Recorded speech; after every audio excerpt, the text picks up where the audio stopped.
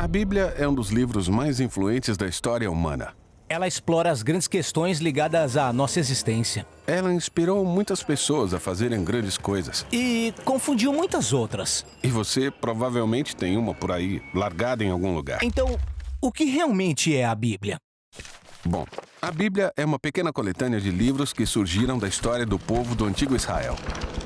De certo modo, os israelitas eram como qualquer outra civilização antiga, porém entre eles havia uma longa linhagem de indivíduos chamados profetas, que viam a história de Israel como tudo menos comum.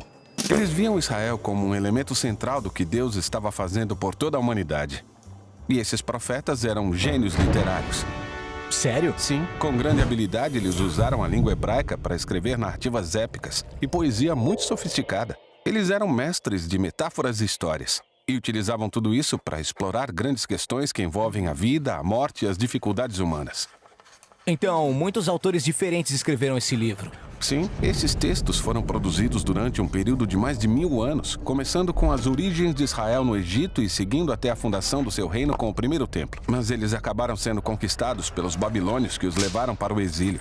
Depois, em um momento crucial na sua história, muitos israelitas voltaram para sua terra. Eles construíram o segundo templo e reformaram sua identidade. Foi aí que as escrituras judaicas começaram a se tornar naquilo que conhecemos hoje. Certo, a Bíblia judaica. E o que ela contém? Bom, em hebraico ela é designada por uma sigla, Tanakh. O T representa a Torá, às vezes chamada de a Lei. Esses são os 5 livros da história da fundação de Israel.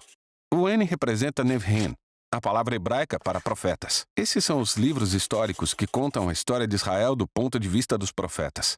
Depois temos os livros poéticos dos próprios profetas. O K é a abreviação de Ketuvim, a palavra hebraica para escritos. Essa é uma coleção diversificada de livros poéticos, livros de sabedoria e outras narrativas. E os judeus acreditam que Deus fala com seu povo por meio de todas essas obras literárias. Existem outros textos judaicos produzidos durante o período do Segundo Templo também. Sim, um grupo de textos muito variados. Esses textos também eram muito valorizados nas comunidades judaicas. E houve debate nos tempos antigos sobre se alguns desses textos deveriam ser considerados parte das escrituras ou não. Ou seja, são muitos textos diferentes produzidos por um longo período de tempo. Por que eles foram reunidos desse jeito? Bom, em conjunto, esses textos contam uma história incrível sobre como Deus está trabalhando por meio desse povo para trazer ordem e beleza ao caos do nosso mundo. E tudo isso aumenta a esperança da chegada de um novo líder que viria e renovaria toda a criação. Mas o Tanakh termina e esse líder não vem. Então é uma obra de arte, mas não tem um final? Exatamente. No entanto, poucos séculos mais tarde, entra em cena um profeta judeu chamado Jesus de Nazaré.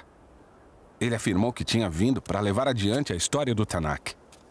Certo, então Jesus fez muitas coisas legais, foi morto, mas seus seguidores afirmam que ele tinha ressuscitado e estava vivo. Sim, eles disseram que Jesus era aquele líder tão esperado que iria restaurar o mundo. E por isso seus primeiros seguidores, chamados apóstolos, escreveram novas obras literárias sobre a história de Jesus. Eles chamaram essas obras de Boas Novas ou o Evangelho. Há também um relato chamado Atos contando a expansão do movimento de Jesus fora de Israel. Depois, eles enviaram cartas para as comunidades espalhadas pelo mundo antigo.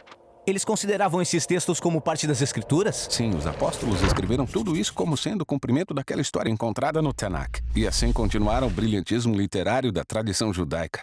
Eles também acreditavam que Deus estava falando com seu povo por meio desses textos, junto com as Escrituras de Israel.